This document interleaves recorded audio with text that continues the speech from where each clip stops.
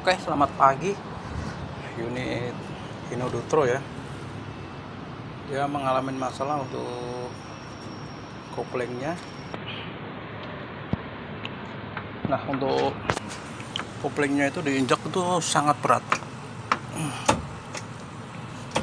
Nah, itu kalau kopling diinjak berat, itu salah satu indikasinya itu untuk plat kopling itu udah tipis. Nah, itu ya. Jadi untuk stick untuk ini tuas garpu ini dia udah terlalu maju ke depan. Karena kenapa dia maju ke depan? Karena untuk posisi matahari dia sudah terlalu tinggi ya, jadi otomatis mendorong untuk garpu ini biar maju ke depan. Nah, itu tandanya plat koplingnya biasanya sudah tipis.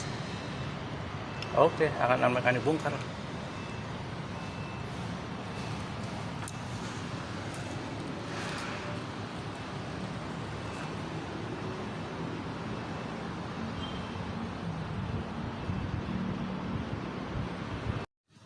Oke, setelah melakukan pembongkaran untuk baut yang nempel di mesin, persneling sudah kita turunkan. Nah, ini seperti ini ya cara nuruninnya ya. Jadi kalau pakai dongkrak buaya itu jauh lebih mudah daripada pakai dongkrak botol gitu ya. Ini dilakukan 2 orang itu bisa selesai, nggak usah pakai mikul-mikul gitu. Nah, ini bentuk dari mataharinya ya, atau setelah melakukan pembongkaran matahari plat kopling, nah terlihatlah untuk roda gilanya ya, seperti itu. Nah, ini untuk plat kopling yang lama yang baru kita bongkar, udah tipis sekali ya, udah kelihatan banget.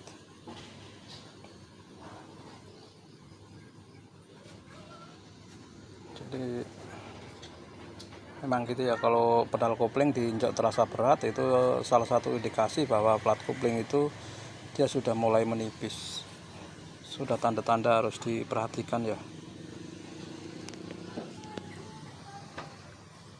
Nah, ini bentuk dari mataharinya, kelihatannya sih masih bagus ya, jadi masih bisa dipertahankan atau masih bisa dipakai.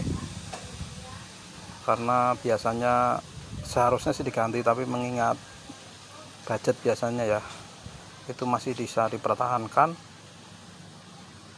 Itu biasanya sampai ganti kopling lagi dia masih bisa dipakai dengan oke ya, gak ada masalah ya. Kalau untuk release bearing atau declare itu bisa diganti karena harganya juga tidak terlalu mahal ya. Nah, seperti itu bisa kita akalin atau kita bisa lakukan dengan mengganti plat kopling dan release bearing saja.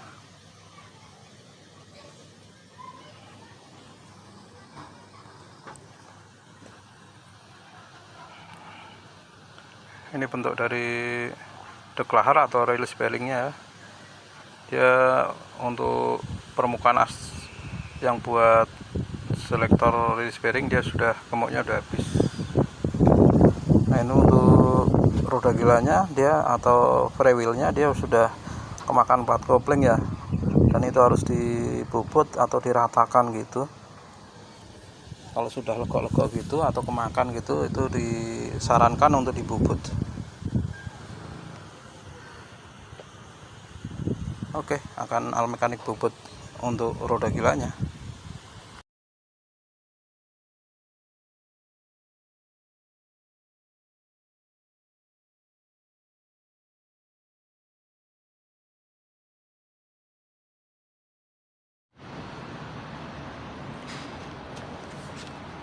Oke, setelah semuanya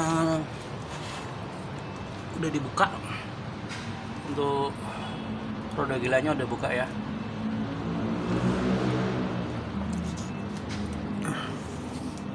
Ini untuk roda gila atau flywheelnya dia sudah dibubut ya, karena kemarin terdetek itu dia kemakan legok gitu.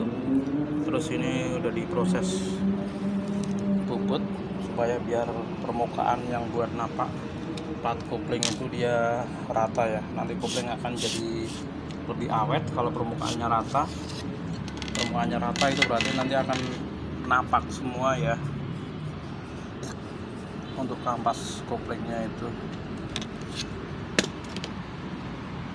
Sedangkan untuk release bearing atau deplar dia diganti baru ya. Untuk matahari kelihatannya masih bisa dipertahankan untuk yang lamanya ya, karena masih bagus.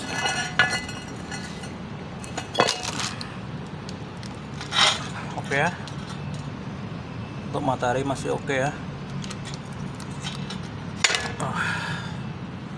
Oke, akan kita pasang. Jadi untuk pasang plat koplingnya nanti seperti ini ya, jangan sampai ini legok ya, ini yang paling tinggi itu di dalam sini, nanti akan kebalik. Nah yang benar itu seperti ini, baru matahari kita pasang. Nah seperti itu. Oke, kita pasang di mesinnya.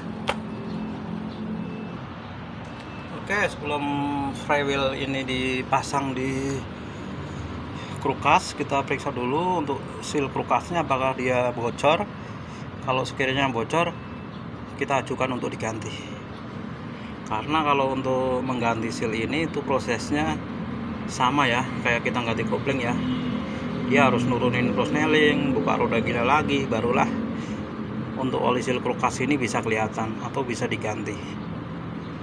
Jadi akan sangat sia-sia kalau nggak sekalian diganti ya, kalau seal krukasnya itu udah terdetek dia bocor. Tapi kali ini masih oke ya, masih bagus, dan sampai ganti kopling lagi diperkirakan masih oke.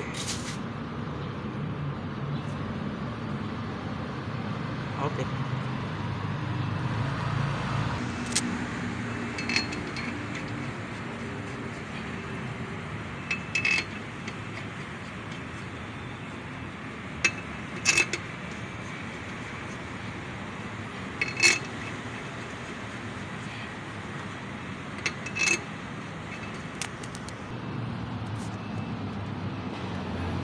Oke ya, kita ganjel di roda gilanya supaya, atau freewheelnya, supaya freewheelnya itu waktu kita ngantengin baut dia nggak muter. Nah kayak gitu ya.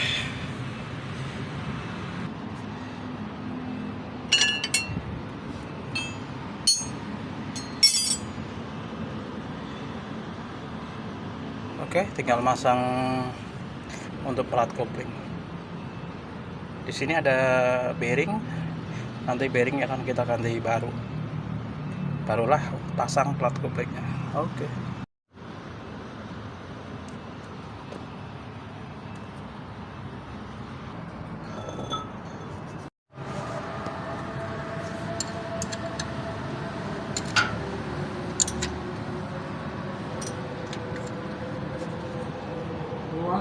Bersih-bersihin yang itu di dalam itu kan? Iya. Bersih, harusnya oh iya dalam kita. Baik lagi.